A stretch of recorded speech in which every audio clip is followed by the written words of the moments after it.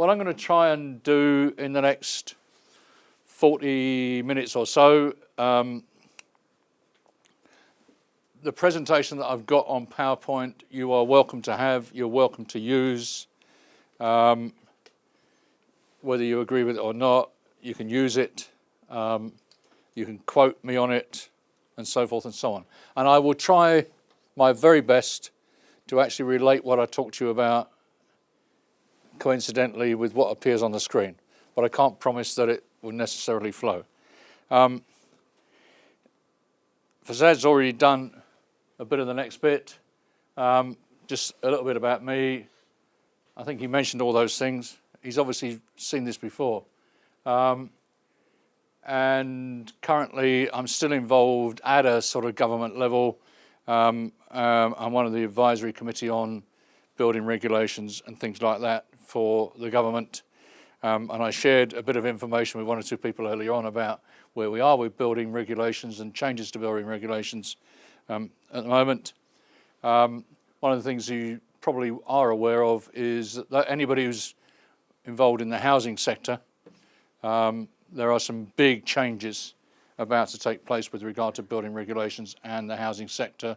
The Code for Sustainable Homes is going to be built into the building regs, and that was signed off yesterday and will get the royal assent before the election. But you haven't heard that from me. So that's a bit about me, sort of things I'm involved in. More importantly, what about this fantastic industry that we work in? A lot of people don't realise the size and the importance of our industry to the economy. Broadly speaking, we represent about 10% of GDP. It ranges between about 8 and 13, 14%. We employ about a similar percentage of people, full-time working people in the United Kingdom. But we do that in a very peculiar way. We do that across a spectrum mainly of very, very small companies. What does it say there? 90% of the companies in our industry, and when I talk about the construction industry, I'm talking about design, I'm talking about new construction, I'm talking about maintenance, I'm talking about repair, I'm talking about demolition, the whole spectrum. To me, construction is all of those things. The construction industry is all of those things. And that's one of the things that really gets up my nose, is when people try and separate the different segments of that. So looking at that, we're made up of lots of small companies. I think somewhere else on the next slide, there's just under 200,000 companies register themselves as being part of that broad construction industry. And that number hasn't really varied very much in the last quarter of a century, last 25 years. So 90% of them employ less than 8 people. There are only, as far as most of us are aware, there are only about 60 companies in the construction industry who are not SMEs. Because the definition of SMEs are people who employ less than 150 people and have got a turnover of less than God knows how many million. Well, most of our firms employ less than 8 people.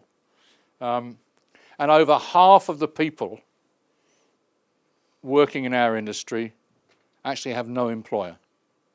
They're self-employed. And I believe that's one of the underlying problems that we have as an industry. There's too much self-employment, most of which is generated by this dreadful thing that's come up in the last few weeks, isn't it? Tax avoidance or tax evasion or whatever.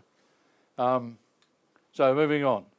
The other misconception or series of myths about our industry is what the workload actually consists of. Everybody talks about new build, as if that's the industry. But actually over 50% of our industry activity is on repairs, maintenance and improvement. The public, the media, politicians in particular, talk about, when they're asked to talk about construction, they talk about housing. When they're asked to talk about construction, they talk about new build housing. Well, new build housing actually is less than 11% of construction activity. It's never been higher than 14%. And that was in the heydays of the 60s when there was a huge social housing program. The housing sector is a cartel. The new build housing sector is controlled, broadly speaking, by about 10 companies. And you can go back 3 or 4 decades and their output has never varied more than between 120,000 and 160,000. And it's nothing to do whatsoever with all this bullshit about planning and lack of available sites and so forth and so on, right? They've got stashed away options on land which would keep that production rate going for 10 years. Okay, it's all about market manipulation. And nothing to do with my underlying socialism. It's to do with simply that is the way that capital markets work. Okay? You control supply in order to maximize value. It's as simple as that. We're also fragmented in lots of other ways, and one of the things I'll come back to 2 or 3 times, I hope in the next 35 minutes, on the basis I think I've probably used 5 already, is we're also fragmented by professional disciplines, by our categorization within industry and so forth. And we're also fragmented the minute we start on any form of education within the built environment sector, which is what, of course, we now call, what I call the construction sector. The minute somebody enters it, they're put in some kind of silo which gets ever bigger and more robust. And it's no surprise, therefore, that when they come out at the end of that, right, they maintain that silo approach. And you get companies which are silo-type companies. Trying to find a company that actually encompasses the spectrum of construction activity is extremely difficult. And again, I think that's one of our, and I have done for a long time, one of our underlying problems. We are an industry that has a history of low profitability, if any profitability at all. We celebrate. You read the press. If somebody, what's his name, Putnam just declared that Skanska have passed the magic figure of 3% profit, right, on a turnover of about 1.6 billion. We celebrate 3%, for God's sake, right? Most other sectors of industry, the CEOs would be fired, right, if there wasn't at least 10 times that or 5 times that in terms of profitability. As a consequence, what do we get? We get low levels of investment. And I'm not just talking about investment in capital facilities. I'm talking about investment in training, for example. If you ain't making profits, how the hell can you invest in those underlying needs that you've got? We have a high return. If you look at the balance sheets, of course, we get a higher level of return on capital employed. Why is that? Because we've got no capital employed. Modern construction companies and certainly design practices and so forth haven't got any capital employed. The only capital they've got is people. They don't own their tower cranes and their machines and whatever anymore.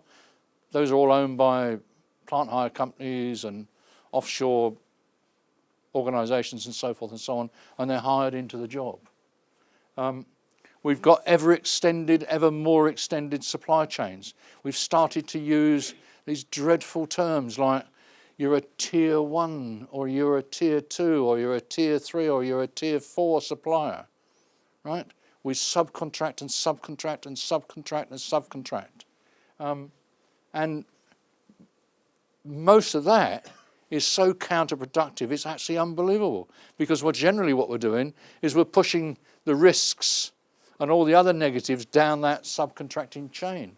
And you've got some poor bastard down the bottom, there's only 3 of them, They've got one van and a couple of barrows and a couple of bags of tools, and they're carrying the risk of a 20 or 30 million pounds development because contractually we've shoved it down there. And we're also, talking about the white van and the couple of wheelbarrows and a bag of tools, we're also an industry which unfortunately has got extremely low barriers to entry, because generally speaking that's all you need, except architects. Because architects have to be registered, and they suffer that registration need because they want protection of their title. Okay? My view is it's a pity that the rest of us actually don't subscribe to some registration process. Engineers, construction managers and so forth and so on. That's not new. Most of the world has got that kind of qualification process. And at the moment I'm involved with the central government in China in putting in place, we already have recognition there of the title construction manager, which was done through the CIOB. We're also putting in place recognition in China and qualification standards for project management, architecture, some of the engineering disciplines which are not covered at the moment. The one we won't ever bother with is quantity surveying, because I wouldn't wish that on the Chinese. We're an industry that as a consequence of lots of those things, sorry, are there any quantity surveyors here? Are you half and half a quantity surveyor, or? You're a student quantity surveyor. There are lots of other disciplines that you would spend your time on, which would be much more beneficial to society, never mind the industry. All right? I used to be 6'3" before I came into the industry. Right? I shrunk because of the weight of quantity surveying on my back. Risk focused. We're an industry that's risk focused because, one, it is a risky industry, but secondly, most of its contractual arrangements can't deal with risk.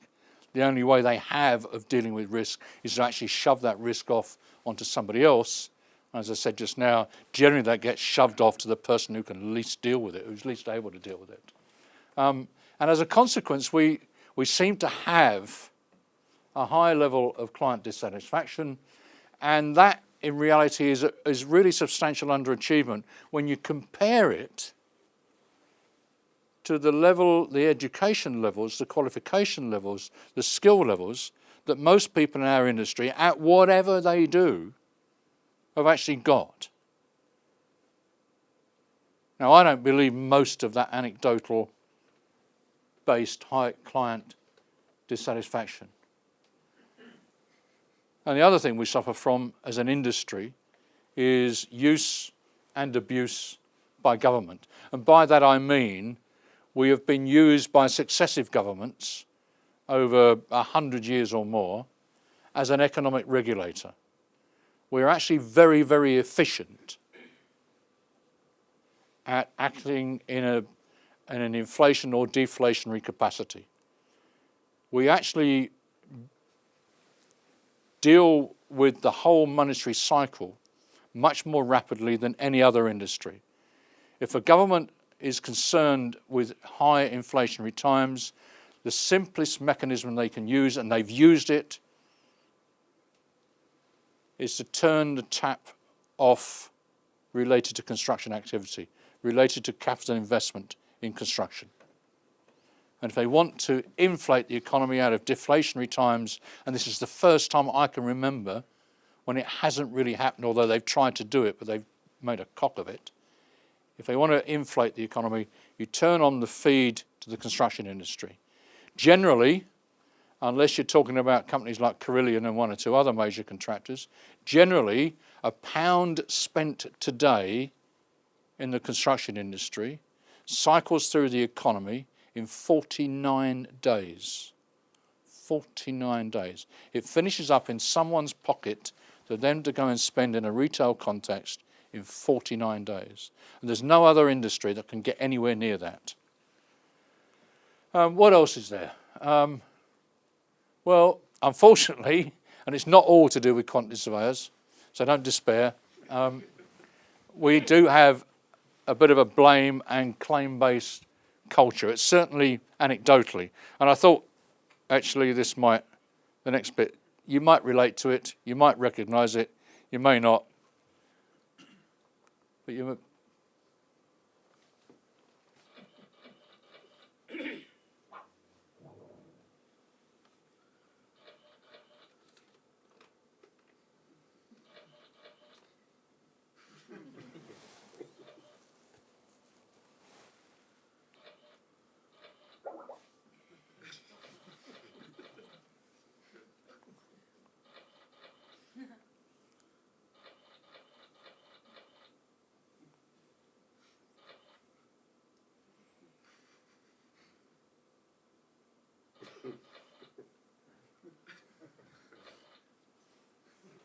but I'm sure none of you recognise that at all, do you?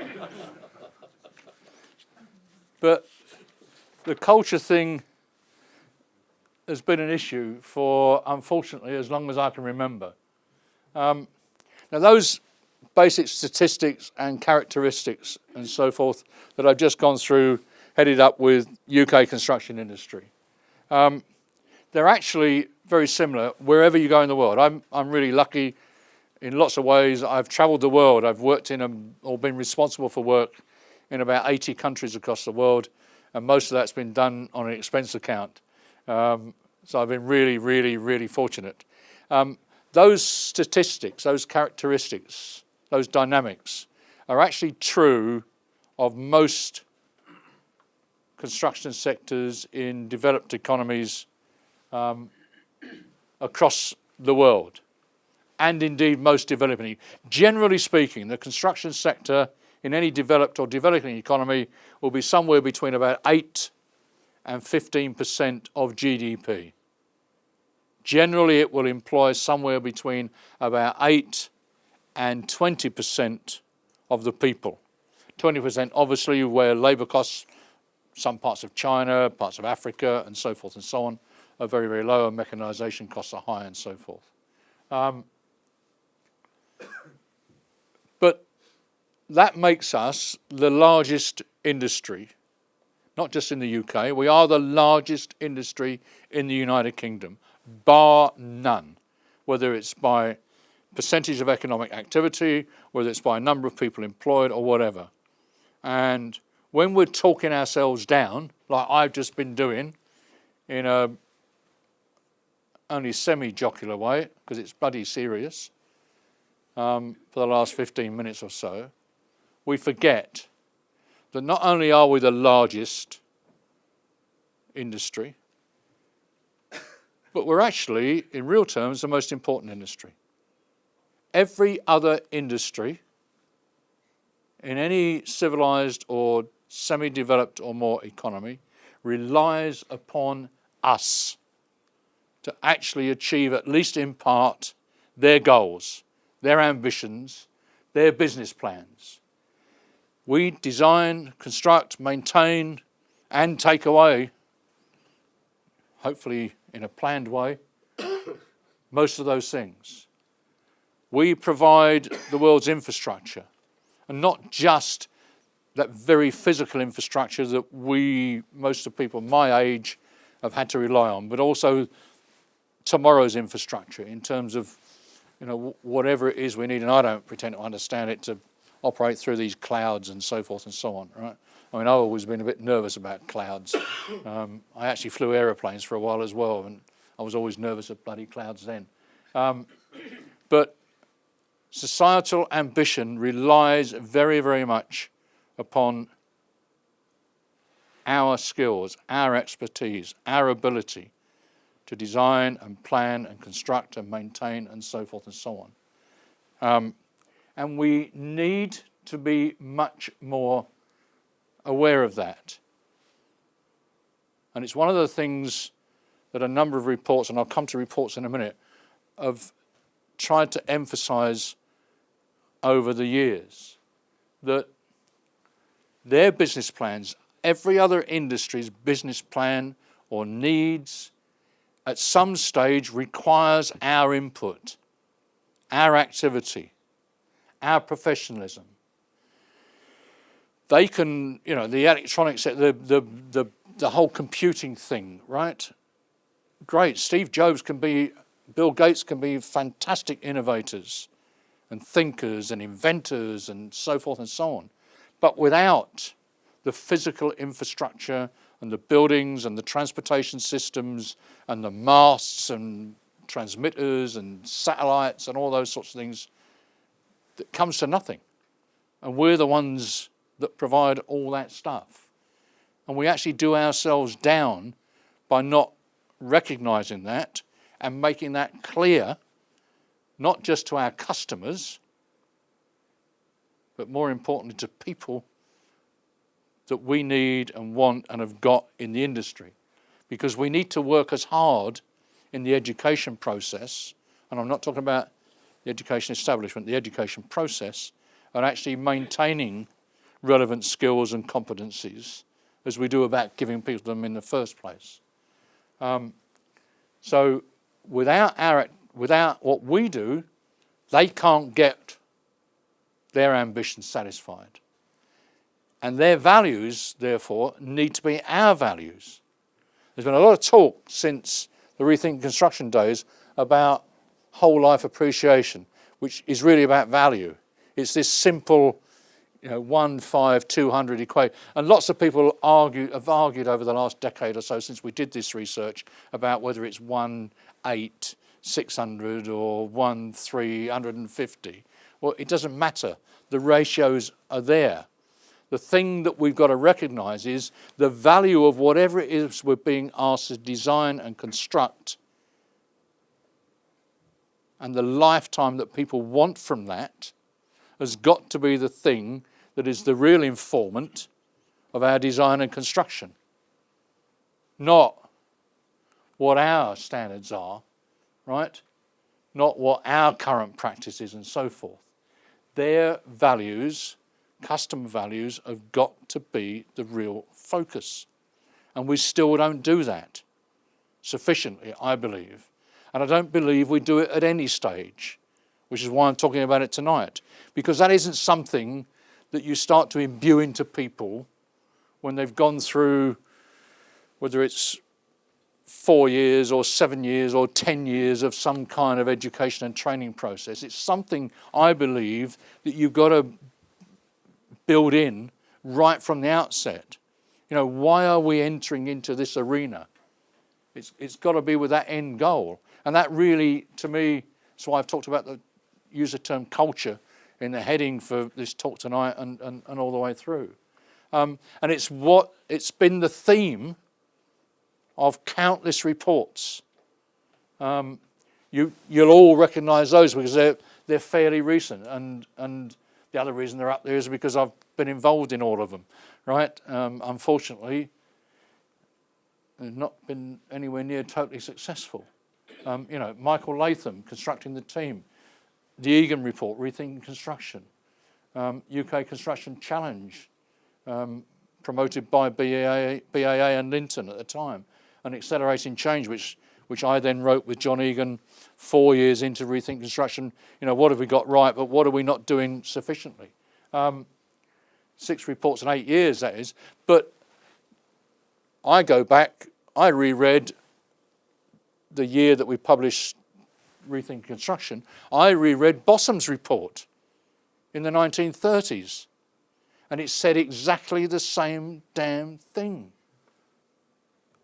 And there's been loads of others. More and more reports building on those. There's been some really recent ones. Andrew Walsenow. Andrew was one of my M4I board members, right, now running Crossrail. Gave an award to my daughter the other day. My daughter said to me, she won't mind, she's 25 yesterday. She's gone off to New York today on a birthday party. I wish I could have afforded to do that when I was her age. But when she was 16, I said to her, when she was coming up 16, I said to her, you need to start thinking about what you're going to do in life, because you can't live off my pocket forevermore. And once you finish your GCSEs, you're going to have to talk about A-levels, and the A-levels are going to be relevant to whatever career you want to follow. And she dragged her younger brother in as well at the time, and she said, Daddy, you know, you're wonderful, we love you dearly, and we're aware of all these fantastic things you've done, but one thing you better be very clear about is there's no way we're going to even think about getting involved in the construction industry. Forget that, right? Anybody can work in construction, she said. That's what she said. Anybody can work in construction. She's a civil engineer. She's just been made a senior section engineer at 25 on Crossrail. She's doing one of them big tunnels. She runs one of them great TBMs. And she's just been given the quarterly award from Crossrail as Innovator for 2014. I'm obviously very proud of her. I think she's bloody daft, right? But Andrew is the sort of inspiration that she's given. And what does Andrew's report say? Andrew's report says, why are we hanging about doing the obvious? Why are we still not integrating? You go into a Crossrail project, you cannot tell, you sit in a meeting on Crossrail, you cannot tell who are the design engineers, the construction engineers, the contractor, the client, or anybody else. Because everyone is focused around what? They're focused around solutions, right? They're not marking each other, any of that nonsense. And that's what all of these things, all-party parliamentary group on construction, I was a member of it. The government wanted to know how to procure construction. Never mind that there's been a report every decade for the last 50 years telling them how they should. They wanted to know again, right? Do it on value, we said. What are they doing it on? They're doing it on price. They ignored it. And there's been all kinds of other reports, publications, Reading University things on the back of Latham and so forth and so on. And what's the central theme of all those? We've got to change our culture and we've got to innovate. But more importantly, we've got to produce innovators. Because if you haven't got innovators, you ain't going to get any innovation at all. And it's a real underlying theme through all those. And it actually goes back far, far longer than that. It goes back actually to a guy called John Ruskin. Anybody ever read any stuff by Ruskin? No? This is the educational establishment. God. Read John Ruskin. John Ruskin was a philosopher. He was a philanthropist. He was a developer. He was an industrialist. And he wrote in 1854 that the construction sector needed to change its culture and focus on its customers' needs and not its own needs. It's about the same time, it's about 20 years after that bunch of builders got together and set up a cartel, which later on became the Chartered Institute of Building, right? Because that was a cartel when that started as well. It was it was the Institute of Builders when it started, changed later on. But we really, we've got to come to grips with how we produce these real innovators. We used to do it. We used to be able to do it. You think about the leaders of Langs and Taylor Woodrow and so forth and so on. They were fantastic innovators. They didn't just happen.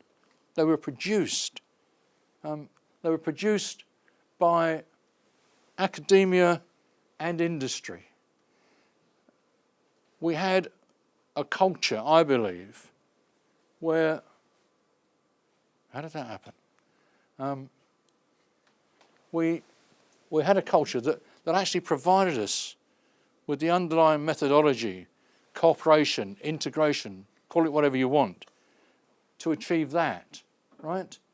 And put together programs. We had mechanisms for, that says the importance of our academic stakeholders. Sorry, I've cocked up the colour thing. We had a situation, certainly when I started in this industry, where academia, the education establishment, and industry were separable, but they were much, much closer together than I believe they currently are. And I believe that over the last 2 or 3 decades, we've moved away from shared aims and objectives. How much of that is to do with educational policy, government policies and so forth, I don't think matters. It's just accepting that we've got to find a way, I believe, of doing things very differently than we currently do, of strengthening those links. And one of the things is, that says, what can the professional institutions do to contribute to? Can you see that better than I can? It's a pity I'm not left-handed, really, isn't it? But there we go. What can the institutes do? I've had roles in two of the major institutes. I think we're all too ready, quite frankly, to just simply sit back and think about qualifications and criteria for qualifications and those sort of mechanistic things, which I think tend to trap people and narrow people down and get people to follow ever narrower agenda rather than broadening things. And institutes and institutions are not, they don't consist just of academics, they don't consist just of educators. They're industry, they're actually industry-based, most of them, other than probably the RIBA, which is very much dominated by people who call themselves architect but can't design. But we need to re-look at what modern academia can actually produce. What can academia produce within the confines of today's funding mechanisms for academia?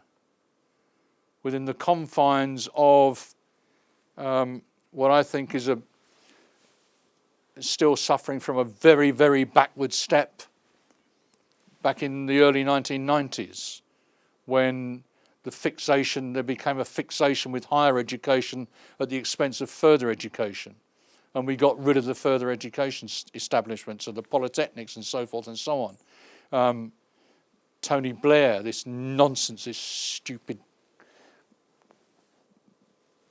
thing about at least 50% of people have got to have a university, a higher education qualification. What absolute rubbish. If ever there was a backward move. We're an industry that relies on vocational skills and always have done. The thing we're absolutely short of right now, the skills gap, is about vocational skills, right? We don't need another 10,000 graduates of some airy-fairy, non-substance-based bloody subjects. Sorry, I'm getting angry. But this isn't academia's fault. This is because we in industry, because I'm an industrial person, I'm not an academic, we have not actually embraced or worked with academia and joined with them and gone to governments and the other decision makers sufficiently. You are entitled to ask industry, first of all, to stop telling you what they don't want. Industry is absolutely magic at saying what it doesn't. We're all highly qualified in industry at saying what we don't want. We are absolutely useless at defining what we really do want, particularly in terms of skills and knowledge and so forth and so on. And industry has done itself a big disservice in that. So we've got to strengthen those links. What does that one say? Come back to my point. Stop educating in silos. Bit wasted here, but most of the universities where I go and give talks, and some of them do invite me back, not all of them, but you go to some of they educate engineers totally separately from architects, totally separately from construction managers. It's a nonsense, because our industry relies upon the collective efforts of those people. And in fact, when you look at the skills they need, those skills are massively overlapping. But even in simplistic terms, and I know it's repeating what I said earlier on, if you educate those people separately, how the hell do you suddenly expect them, after 3 or 4 years, to work on a collective, integrated, collaborative basis? How the hell does that happen? It's nonsense. You can't. You've got to set up those behaviour patterns right from the outset. We've got to go back to the days where, Taylor Woodrow with the University of Loughborough would develop their joint programs, and other people would do it with Leeds, and somebody else would do it with UCL, and somebody else would do it with Liverpool, and so forth and so on, right? We must, I believe, got to get back, but we've got to do it on an integrated learning basis. There are one or two places that have tried. University of Ulster, for example, in Jordanstown, for years and years and years, have had shared modules, and their requirement is that 2/3 of the modules used for engineers and architects and construction managers are the same. They share the same modules. Okay. And those modules, every single one has at least one regular lecturer, and I don't mean once a year, one regular lecturer from industry on every single one of those modules, so that it's fresh from industry, hopefully. We've got to develop those sorts of things, I believe. And we've got to look more at postgraduate education, postgraduate programs, not just leading to masters, but the facility for companies to bring people back into that knowledge exchange, knowledge environment, to enhance the basic knowledge that they leave at the end of their first degree or their master's degree or even their PhD. Because if we're going to get innovation, we're going to get people who can be innovators, that educational process doesn't damn well stop at the end of 3 years or 4 years or 7 years. There's got to be some mechanism for a continuum, I believe. And we've got to find a mechanism for the industrial education collaborative, if you want to call it that. And that's not a socialist thinking. That's just a term like. But it's got to include those factors, those features, and the real key one's got to be that one. It's got to be exciting. It's got to have attraction to it. It's got to be attractive and have that attraction to get people into it in the first place. But not just in the first place. We've got to get this message out to people, the wonderful opportunities that there are out there. I mean, I've had a ball. I've had a ball for 40 odd years. It's not 5 yet. It doesn't start with a 5 yet. But I mean, I've been in some hellholes, I tell you, real hellholes. Down the bottoms of ships and inside dirty nuclear reactors and things like that. But it's been fascinating, absolutely fascinating. I've been to places all over the world, and we've got to parcel that up. But that's got to happen in the education establishment as well, not just in industry. Those opportunities are fabulous. We know it is, don't we? Yeah. Not just me getting excited, is it? Well, come on, show a bit. Come on. But I mean, see, we've got to find a way of getting that out. But then, of course, that relies, the minute they come in, on delivering excitement, right? And recognising that their importance in society, and then equipping them, of course, equipping them with the abilities and the skills and the knowledge and so forth, so that having built up that expectation, right, they can go and deliver it. There's got to be the opportunities there. And that can only happen, I believe, if we do it together. And I put that training word in there as well, because it doesn't just stop with education. We've got to find a way of building that link, and maybe that's the continuum that I talked about earlier on, about training people then how to use that knowledge, how to use those skills, how to bring that to and from the educators as well. We need to train the educators as well. We need that flow, I believe, of people in and out. How are we doing for time, Farzad? You okay? You all right? I'll keep going, yeah? Because I could go on all night, you know. But we've also got to give that the context. It's coming back to something else I was talking about earlier on, I think I was. It's got to be in the context of what ultimately is we're seeking to deliver. We're seeking to deliver good buildings, good infrastructure, quality. What those customers, what the other 90% that makes up GDP activity, what it is they need to generate that wealth, to generate that business for us. It's got to be in that context. It's not something parked over there that's private to us, the construction community, and then we go and let it loose on those poor sods who've got to pay for it, right? And see if we can attune it. So it's got to be within that context. Not in depth, you know, we can't handle all those sorts of things, but an awareness of it, an understanding that there are a whole range of cultural aspects about how we then deliver that knowledge, those skills, and so forth and so on. And that's dependent on where it's going to be and who our clients are and where they're from and so forth and so on. There isn't one vanilla client. There isn't such a thing as one vanilla client. They're different. They come from different places. If we get time, I'll give you a couple of examples of how those cultural differences can affect the way you deliver projects.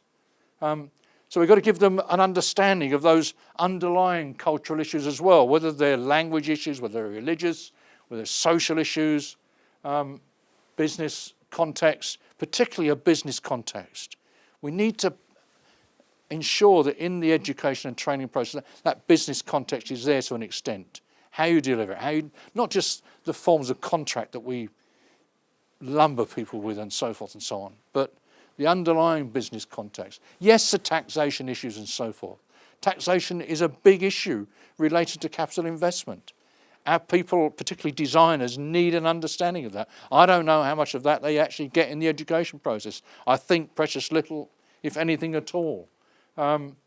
Legal concepts, not just contracts. How you set up a company. I go along and do some lectures to Part 3 students at architecture schools.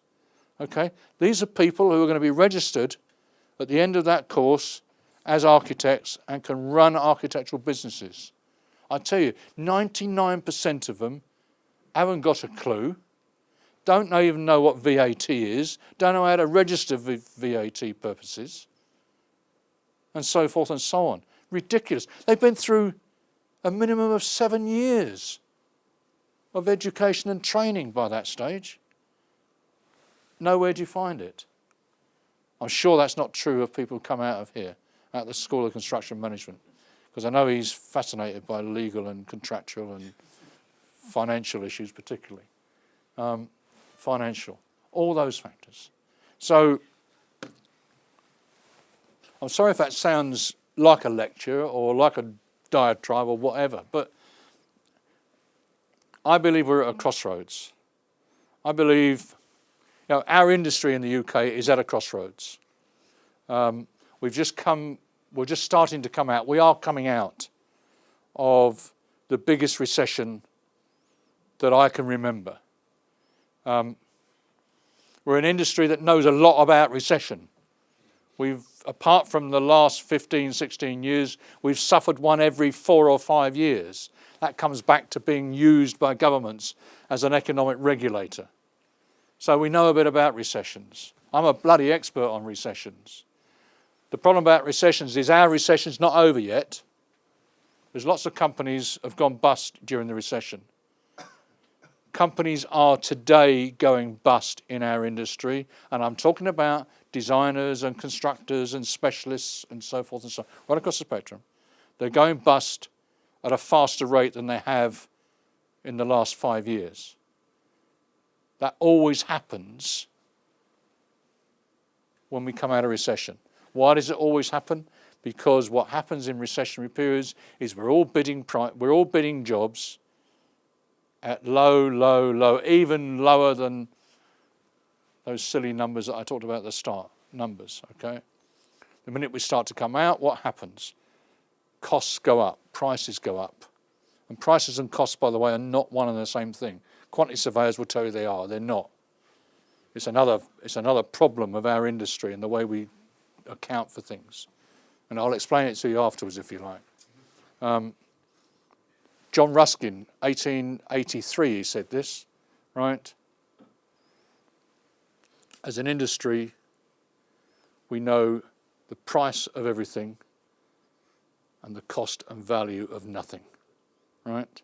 Most of the things we describe as costs are a series of prices added together. That's all they are. They're nothing about cost at all. But prices start to go through the roof. The minute you start to come out of recession, prices go up, okay? Tender prices in the last 12 months have gone up by about 6%. Most material costs have gone up by between 8 and 11%. Don't anybody tell you anything different. The cement and the aggregate people had their price lists with a markup of 12% printed in 2009. And all they had to do with them each year was change the date at the bottom. Okay? And that's why loads of companies now are failing, and more companies in the next 12 months will fail. Simple fact. So we are at a crossroads, because I think the casualty rate this time is more horrendous than it's been in the past because of the depth that we've been in. It's a depth which has seemed worse than previously, because the activity level of the industry in 2009, which is the highest level, that's the highest level in real terms that our industry has ever been at. The highest in real terms, by about 12%. And that's enormous. So when we fell 25% off that, that was probably 30% plus compared with the norm in terms of that fall. And I think that's a golden opportunity. Yes, it's a time we've got to deal with, but I think it's a golden opportunity to actually make a big difference. But I believe we've got to actually go for it. And I know that the guys at CIOB, and you know, I'm past president, I'm just history, me. The current guys I know are looking at that very aspect and how we can actually get industry and educators together. Have we got time just to quickly flick through 5 minutes? Fine. I just stuck a couple of jobs, they're my jobs, aren't they? Bound to be, up on there. Canary Wharf. Anybody know anything about Canary Wharf? First thing is that date's wrong. It should say 1988. I don't know why I put 86 there. Sorry. That's what you all know what Canary Wharf looks like now, don't you? That's what it actually did look like in 1988. That photograph was taken in the second week of September 1988, and that's me. Honest.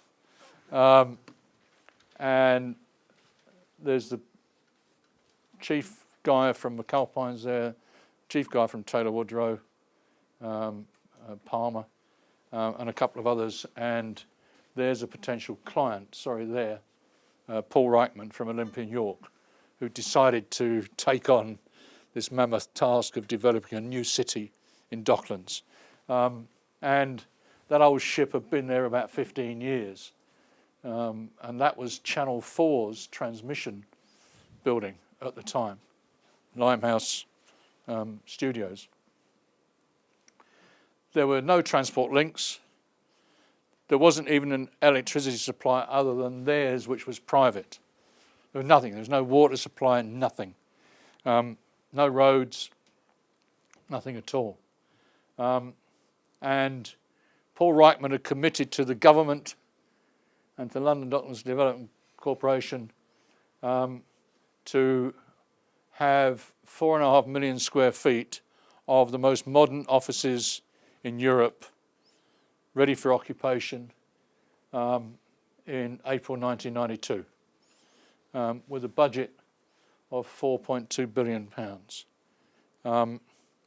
Olympian York had never worked in the UK before, never developed anything in the UK before. They were from Toronto. They were developing what was then called Battery Park City in downtown New York City, Manhattan. Later became known as the World Trade Center. And they were fully occupied with that. They understood North American construction methods, were very worried about the UK, and weren't sure of how to set about putting the whole thing together. I was CIO of Bovis Group at the time. Frank Lampel was chairman. We just bought a 51% share the year before in a New York construction management outfit called Blair. So we actually went to the Reichman brothers who ran Olympian York and said, we can offer you this magic blend of knowledge of American construction management methods based on New York, which is your bread and butter, you understand, with knowledge of the UK. We are the only company, we were then the only company in the UK that operate construction management contracting in any true sense, fee-based contracting. And they bought it. We were appointed, but they said, look, sorry? No, Tarmac had a tie-up with Shell, which was doing Broadgate, also with Bovis.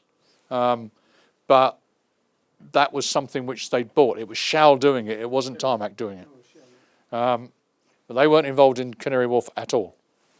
So we put together, Olympian York said to us, well, we actually haven't got any of our team to work on the scheme with it because they're all busy on Battery Park City, so you actually need to act as development manager as well. So we put together an outfit and we called it Olympian York Bovis, or ONY-LMB, Olympian York, Blair and Bovis. And because of the size of the thing, Frank Lampel said to me, would I go full-time resident on the job? And we had to put together something which was culturally just so different than anything that had ever been done in the UK before. And this is why I highlight this, because I was development director. I wasn't a developer. They used to fly in on a Wednesday afternoon. We used to have a meeting. They were a good client. They believed in looking after people. We had a meeting room in Mayfair, above Le Gavroche, the Michel Roux restaurant. So we were fed well, but it was all kosher food because they were a Jewish organisation. They were a strict Orthodox Jewish organisation. So they were North American and they were strict Jewish Orthodox. Canadian, originally from Austria, had been through the Middle East as following the pogroms, finished up in Toronto. Strict Orthodox Jews. So the first thing they said to me was, the job's got to operate, Alan, according to the Jewish rules, Jewish law, and Jewish calendar. What the hell are you talking about? Right? It means that you finish work an hour before sunset on a Friday, you can't work Saturdays, okay, but Sunday's a normal working day, right? Don't talk to me about Whit Monday, right? Yom Kippur, Rosh Hashanah. Any Jewish people here? You know all the terms better than I do, right? But, okay. No bacon sandwiches in the canteens. I'm serious. You try telling a bunch of construction workers that, right? But I did, and we had to. So, cultural. I had to go and negotiate with British trade unions in 1988 to work that system, to work to those rules, those laws. It wasn't just simply that. They said, go and get the best contractors in the UK to work for you. So I went to Taylor Woodrow, I went to McAlpines, I went to Molam's and said, we want you to work for us. They said, what the hell, you arrogant bastard, right? How dare you? We're better than you. I said, well, fine, okay, you can be better than me, but will you come and work for us? And do you want to work on an open book basis? It was totally open book. Totally open book. We were talking earlier on about BIM, right? BIM level, whatever you want to talk about. We had no man marking. So my guys weren't watching McAlpine's guys who weren't watching we employed everybody on direct contract. So it was real construction management, the first time ever in the UK. We had building control officer, district surveyor, who'd never come across buildings like this ever. Wasn't covered by Section 20 regulations, wasn't covered by the building regulations. So we had to work all that out as we went along. The only way to do it was once a week, get all those parties together. The developer, the project manager, construction manager, the main contractors, the specialist contractors, the building control officer. We took him on a tour of North America to look at buildings under construction then. We had to get an order placed in Parliament to allow him to go because he had to have his expenses paid, right? And he obviously was scared of accusations of corruption. Whole culture changed. But the only way to achieve it was by getting all of those people together once a week around that table. The first design meeting was the 2nd of October, 1988. We had a table in the room above La Gavroche. It was about 40 feet long. Sorry, it's imperial measurements in those days still. And we had a huge roll of tracing paper. And that was where the design started. All we knew was the agreement with London Docklands Development Corporation was for 8 buildings, 4 point whatever it was million square feet, including a retail centre and a new Docklands Light Railway station. That was it. And so Paul Reichman just drew it, and how many stories and it was all done. The engineers were there, the M&E engineers were there, the architects were there, the construction managers were there, working, and we used to work all through Wednesday nights because the Reichmans wanted to get back to Toronto Thursday evening. And it was real integrated working. All the cost and time planning was done on that one program. So all of the design drawings were digitized. They were all shared amongst all the designers. So the architects, the engineers, the M&E engineers, the specialist designers from the specialist contractors, they were all working on the same design programs, the same CAD system. Not BIM, because we didn't have BIM in those days, but the forerunner of that. But it was digitized so that we had resource data within the digitized programs. So we developed the time programs, we developed the cost programs, and so forth and so on a fully integrated basis. With the contracts, we sat down and described to some lawyers how we were going to run the job, and then said, put the words of a contract around that. Put a wrapper around the way you want to do it, rather than take a form of contract and force people to work in a way that suits the form of contract. That's what real integration, that's what real sharing comes to. And that's still being done. That is still the method that Canary Wharf are using today. The contracting arrangement that we set up and then took it through phases 1 and 2, they then actually set up a company called Canary Wharf Contractors and took most of the people from that, and they've continued that, and Canary Wharf Contractors are still active today doing the later phases of what is now an enormous estate, and in fact they're doing buildings in the City of London. Second job, very quickly, Petronas Towers, Malaysia. All know about them, all heard about them, another one of my jobs. Originally, there were no towers on that scheme. It was called Kuala Lumpur City Centre and Kuala Lumpur Conference Centre. And it was a shopping mall with a big conference hall. And they had a lunatic, no Malaysians here, are they? No? They had a lunatic, egotistical president, a bloke called Mahathir, if you recall, who wanted Malaysia to be the focal point of Southeast Asia. And he hated the Brits. Hated the Brits. Loved the Americans, but hated the Brits, because we were the old colonial masters. He wanted this big convention centre and this city centre in Kuala Lumpur in order to get mainly tourism, but get world focus on the place. We made the mistake of our local office inviting him to come to London to look at what we were doing at Canary Wharf. Once he looked at that, he said he wanted a tower, right? And he wanted a tower that was bigger than the tower at Canary Wharf. And he went to the Malaysian petroleum company, Petronas, and told them they needed a new office building. They didn't need a new office building, but he wanted to have a new office building. It's true, absolutely true. And said, you're going to have this office building on the KLCC thing, and we're going to build this thing with this tallest building in Asia. All right.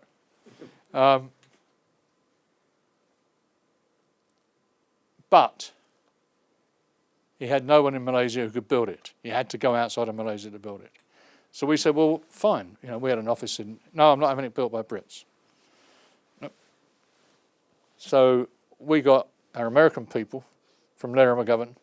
So instead of Bovis, Blair and McGovern, we got Blair and McGovern Bovis to go and talk to them. Okay? And he said, that's fine. That's fine. I'll deal with Americans and so forth and so on. So we negotiated a contract, Blair and McGovern Bovis, to build Petronas Tower with the Kuala Lumpur city centre. Partway through, the Japanese decided to build a particular tower, and he said, I've got to have bigger than that, and that's how the two towers came about. And honestly, that's how the two towers came. He told Petronas, you need two towers. Petronas said, we don't even need one bloody tower, but you've got to have two towers, okay? So we had to put a program together for two towers. And we said, look, this has got to be done. The most forward-thinking way to do this is the way that we've just done Canary Wharf. He said that wasn't us, that was the American part. Right? So Blair and McGovern Bovis were appointed in 1992 to build this thing with a date of 1999 that Mahathir set. We said it could be completed at the end of 96, beginning of 97. He wouldn't believe it could be done, and so he refused to accept the date. The shopping mall, the conference centre and so forth and so on, that all opened in 1996, spring of 97. The towers actually stood empty for 18 months because he wouldn't allow them to open because he didn't want to be proven wrong with his date. How did we do it? What we actually did... Sorry? Two competing project managers for each tower. No, two competing contractors, right? We managed the overall thing, one of my jobs, but we had two different main contractors, one on each tower, right? You were the owner's engineer, so to speak. Sorry? Were you what I would call the owner's engineer? You're actually sitting in the client's seat. In theory, yes. Exactly the same as we had been in Canary Wharf. So we were clients, agents, project managers, construction managers combined. We had the same team of architects, engineers and so forth as we used on Canary. Caesar Pelli was the designer of the towers. Adams and Associates were the executive architect who did the detailing and so forth and so on. And at face value, it looked exactly the same as it, and it should, shouldn't it? Because the team that did it was the team that did the tower at Canary Wharf. And I just lifted them off that as they finished shell and core on the tower there and put them straight on that job. And the bloke who actually ran it was not me, it was a bloke called Bruce Schleitzer, who was my project director. And that was co-located and we set up the same systems and so forth and so on. The big difference was a big cultural issue, which was there was man marking. Because Mahathir announced that the contract had been awarded to Petronas Project Management working with Blair and McGovern Bovis. And he put in place a Petronas Project Management team, which consisted totally of local Malaysian project and construction management staff. I don't know how much you know about Malaysia. There are basically three societies in Malaysia. There's a local Malay society who are known as Bumiputra, Bumi's for short. There's a Chinese, ethnic Chinese community who basically run most of the businesses. And there's the Indian community who dominate the retail sector primarily. And we had a Bumi team man marking our team. The fortunate thing was that the Bumi team, they have very strict working hours and they're very strict Muslims. They never start work before 9 o'clock in the morning. They always go home for lunch, and they never worked beyond about 4:45 in the afternoon. They didn't know the first thing about construction management. They didn't know anything about buildings of this nature at all. But the fortunate thing was that we found that we could hold most of our meetings before 9 o'clock in the morning or after 4:45 in the afternoon. And so we had no effective man marking. But the job got done, and we used the same integrated process within our team, albeit that we had an overseeing team. And it worked. And you had a scheme that was finished on our program, on time. We handed back a bit of money. We had the same direct valuation, payment structure, and so forth and so on. And it absolutely worked. And it was a pity it wasn't opened when it could have been opened. If any of you haven't been to Malaysia, and you do go, for goodness sake, go up those towers. They are fantastic. They are absolutely fantastic. And the final bit that he added in about a year before we finished, 9 months before we finished, was the bridge between the two towers, one level of which is now a tourist viewing platform. That was an addition as well, to link them across. And the great thing was that two different main contractors built the towers, and when we put the link across, the out of level between the two towers was 12 millimeters. That's all it was, 12 millimeters.